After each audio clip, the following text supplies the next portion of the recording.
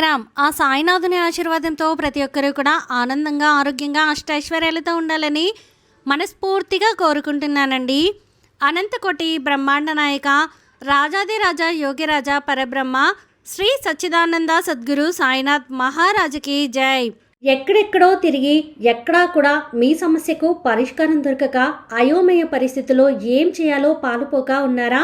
అయితే మీకోసమే ఇప్పుడు నేను చెప్పబోయే విషయం శ్రీ షిరిడి సాయిబాబా జ్యోతిషాలయం అండి. గురువుగారు సిద్ధాంతి సుబ్రహ్మణ్యం రాజు గారు.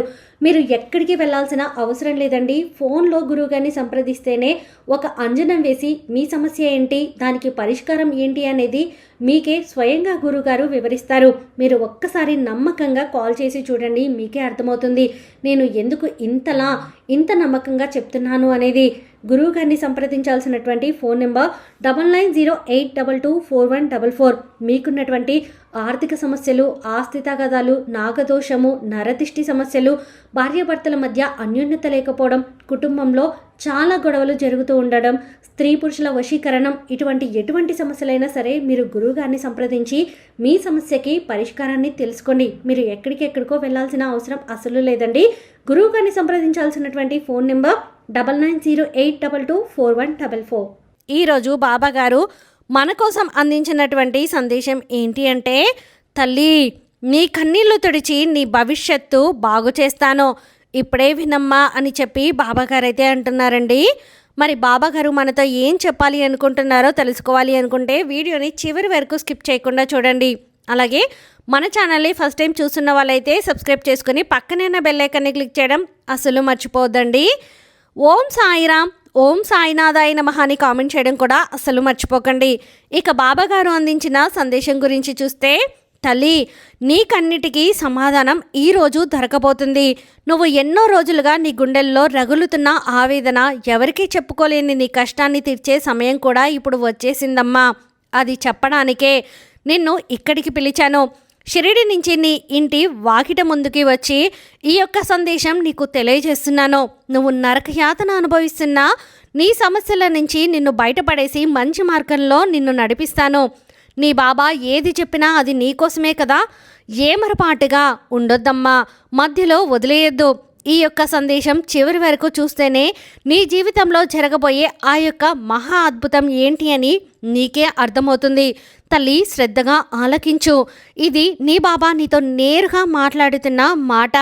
నేను నీకు ఇస్తున్న అభయం. నీ హృదయం నిండుగా పేరుకుపోయిన ఆ దుఃఖాన్ని నేను మౌనంగా ఉన్నానని అనుకోవద్దు. ఆ దుఃఖాన్ని తొలగిస్తాను. రాత్రి నువ్వు నిద్రపోవాల్సిన సమయంలో నీ దిండుతోటి తడిచిపోయే కన్నీటితో ఉన్న నరకం అనుభవిస్తున్నావు కదా, నిద్రలేని రాత్రుల్ని గడుపుతున్నావు కదా, వాటన్నిటినీ కూడా నేను తొలగిస్తాను తల్లి. నువ్వు పడుతున్న ఈ మానసిక వేదన అంతా కూడా తొలగిస్తాను. అంతా నా దృష్టికి వచ్చింది. మనుషులు నిన్ను తక్కువ చేసి చూడొచ్చు, కానీ నీ శక్తిని నీ తక్కువ అంచనా ఇవ్వకూడదు కదా. ఎందుకంటే నీ తండ్రి శక్తి అంతా కూడా నీకు తెలుసు కదా. నా శక్తినంతా నీ దగ్గర ధారపోస్తాను. నీ కష్టాలు నీ నుండి కనుమరుగయ్యేలా చేస్తాను. తల్లి నీ పట్టుదల, నీలోని దైవత్వం వెతికి తీయడానికే ఈరోజు వచ్చాను. నా మాట నమ్ము. ఏది చెప్పినా అది నీ మంచికే అని నమ్ము. ఈ యొక్క సందేశం ముగిసేలోగా నీ మనసుని భారం తగ్గి ఒక నూతన ఉత్తేజం అయితే నీలో కలుగుతుంది. అది నా వాగ్దానం అని కూడా నువ్వు గుర్తుంచుకోవాల్సిన విషయం. ఎంతవరకైనా సరే నిజం వల్ల అంటే ఈ వాగ్దానం నీకోసమైనది, నీకోసం నేను రాసినది. అందుకే ఇంతలా నేను నమ్మకంగా చెబుతున్నానమ్మా. షిరిడి నుంచి సాక్షాత్తు నీ సాయినాథుడు ఒక మాట చెప్పాడు అంటే నీకు అది మంచి కోసమని నీకు అర్థమవుతుంది కదా. అందువల్లే నువ్వు ఇక ఆఖరి వరకు విను. నీ కన్నిటిని తుడుచుకో. నీ కన్నీరు పెట్టాల్సిన సమయం అంతా కూడా ముగిసిపోయిందమ్మా. ఎందువల్ల అంటే నీ కన్నిటిని తొలగించే శక్తి ఎవరికి ఉన్నా లేకున్నా ఈ బాబాకు ఉందని నువ్వు నమ్ముతావు కదా. అందుకే ఇంత గట్టిగా చెబుతున్నాను. కాలచక్రం తన గమనాన్ని ఎలా తీసుకెళ్తుందో నీ జీవితంలో కొన్ని ఒడిదుడుకులు రావడం సహజం. సృష్టిలో ఏది కూడా శాశ్వతం కాదు. నీ కష్టం కూడా శాశ్వతం కాదమ్మా.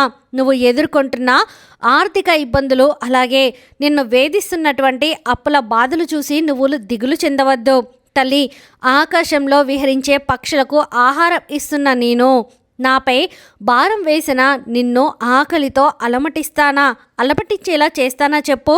నీ కష్టార్జితానికి తగిన ఫలితం దక్కే రోజు నేను తీసుకొచ్చాను. అతి దగ్గరలోనే ఉంది. నువ్వు ధర్మ మార్గంలో నడిచినంత కాలం నేను ఏ లోటు రానియకుండా చూసుకుంటానమ్మా.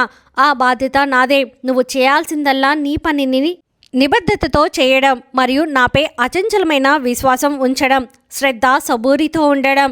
ఈ బాబా నా ప్రార్థనలు వినడం లేదు, నా మొర ఆలకించడం లేదు అని నువ్వు దిగులు పడకు, నా మీద నిరుత్సాహపడకు. నన్ను నిత్యం ప్రశ్నిస్తున్న మాట. అది ఒక శిల్పి ఒక రాయిని ఉలితో కొట్టి ఆ రాయికి ఉలి దెబ్బలు పడక తప్పదు కదా, శిల్పంగా మారుతుంది. అప్పుడే నువ్వు కూడా ఒక గొప్ప వ్యక్తిగా ఎదగాలంటే నీ కష్టాల ఉలి దెబ్బలకు తట్టుకోవాలి. నేను నీకు ఏది ఎప్పుడు ఇవ్వాలో ఆ కాలం నాకు తెలుసు. నాకు తెలిసినంతగా నీకు తెలియదు కదా.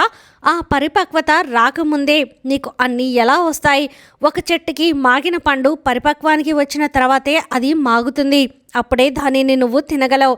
అలా కాకుండా పచ్చిగా పక్వానికి రాకుండా తింటే అది చేదుగానో పుల్లగానో ఉంటుంది. అదే పక్వానికి వచ్చి పండు పండాక తియ్యటి ఆనందాన్ని, తియ్యటి సంతోషాన్ని, మంచి రుచిని ఇస్తుంది.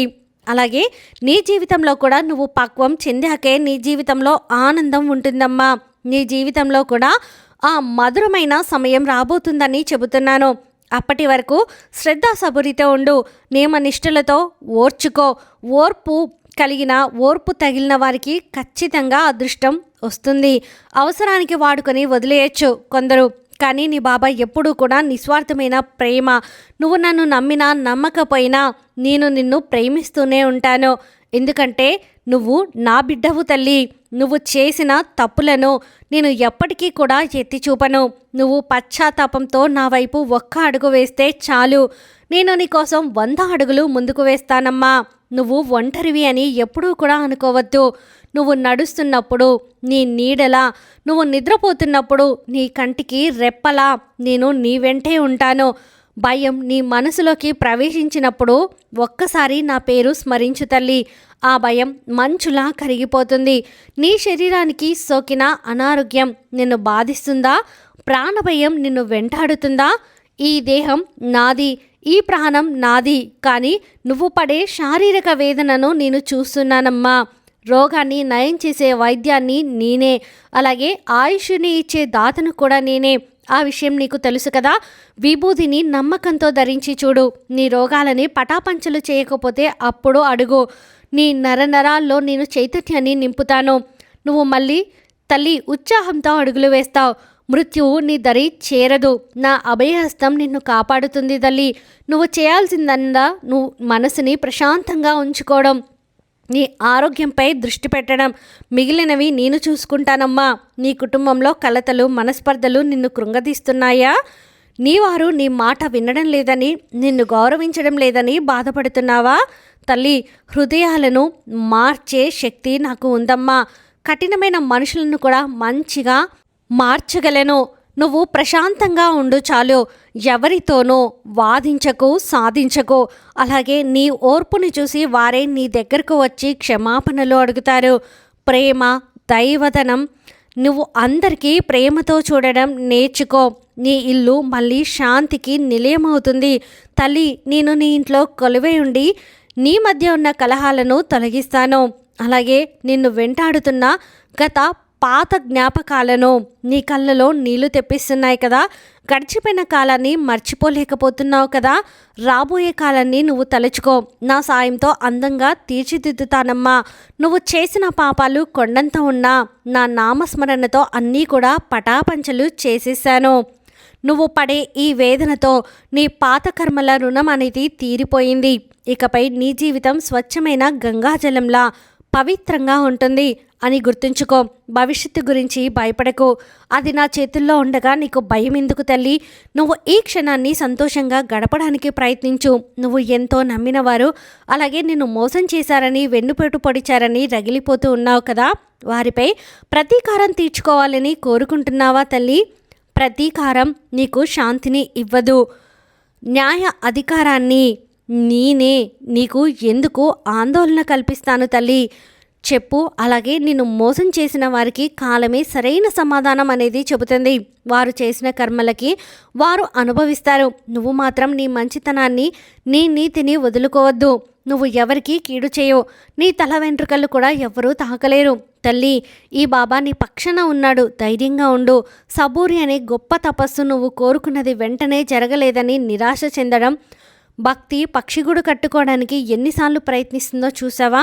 అలాగే నువ్వు కూడా నీ ప్రయత్నాన్ని వదిలిపెట్టకు. నీ పట్టుదల వెనుక నా దీవెనలు ఉన్నాయి. నువ్వు అలసిపోయినప్పుడు నేను నిన్ను భుజాలపైన, నువ్వు పడిపోయినప్పుడు నేను నిన్ను లేపుతానమ్మా. నీ గమ్యం చేరే వరకు నేను నీ చెయ్యి వదలను. నువ్వు నమ్మకంతో ముందడుగు వేయి. మార్గం నేనే చూపిస్తానుగా. విజయం అనేది నీ పట్టుదలకు దక్కే బహుమతి. నువ్వు చేస్తున్న ప్రయత్నాలు విఫలం అవుతున్నాయని, ఒక తలుపు మూసుకుంటే 100 తలుపులు తీసే శక్తి ఈ బాబాకు ఉందని మర్చిపోకు. తల్లి, నీకు అవసరమైనది నేను ఇవ్వబోతున్నాను. అందులో ఎలాంటి సందేహము లేదు. కానీ దాని వరకు నీ సమయం వచ్చేంత వరకు కాస్త ఓపికగా ఎదురు చూస్తూ ఉండడమే. ఎన్ని రోజులు బాబా అంటావేమో, ఎదురు చూడక తప్పదమ్మా. నీ సమయం రాగానే నీ చేతిలోకి ఆ అదృష్టం అనేది, రేఖ అనేది అడుగుపడుతుంది.